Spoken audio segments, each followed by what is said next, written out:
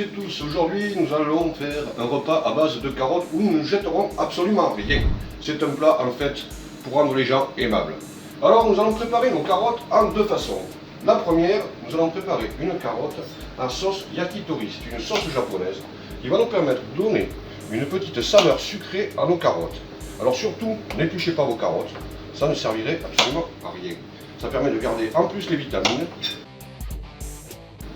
Elles sont magnifiques, elles sont toutes fines, vous voyez, ça c'est de la bonne carotte. Première chose, nous allons blanchir les carottes. Blanchir les carottes, ce n'est pas compliqué, c'est tout simplement les mettre dans de l'eau, les faire chauffer, hop, tac, on met un peu fort et on blanchit nos carottes. Il faut toujours surveiller son plat, ça c'est l'essentiel, c'est une chose essentielle en cuisine. Pendant ce temps-là, ce que nous allons faire, nous allons préparer nos fans de carottes. On ne jette rien.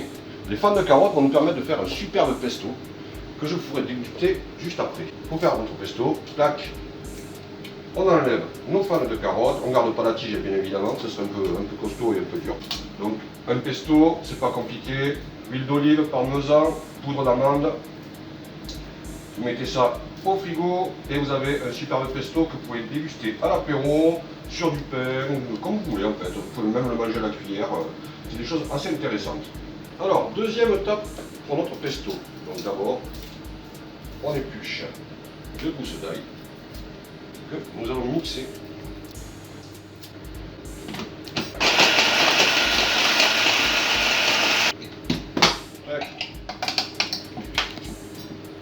On réserve.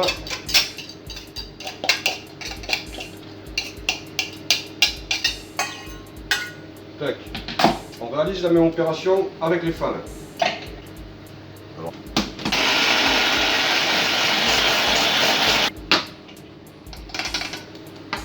On réserve également avec notre ail. Tiens, je n'ai pas d'amour sans cette odeur. Ça sent bon cette histoire. Nouvelle opération avec notre cher parmesan.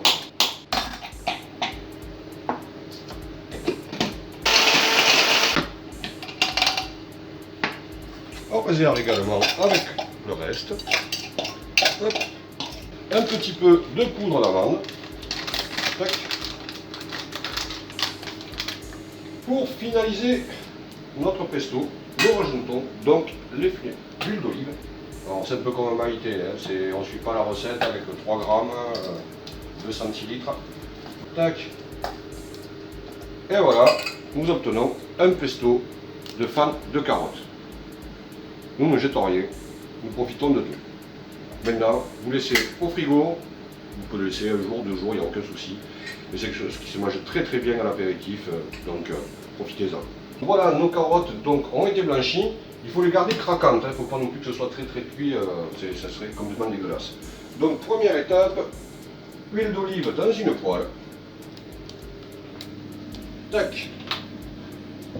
On met à feu moyen. On laisse notre huile bien chauffer. Pendant ce temps-là, on va couper nos carottes en deux. Une fois que notre huile a chauffé, nous posons nos carottes. On les laisse doucement griller pendant à peu près 2 à 3 minutes. Surveiller son plat, ça c'est l'essentiel.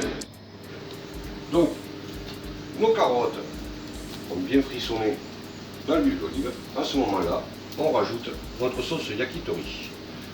Sauce qui est très employée au Japon, qui donne un côté sucré à votre repas.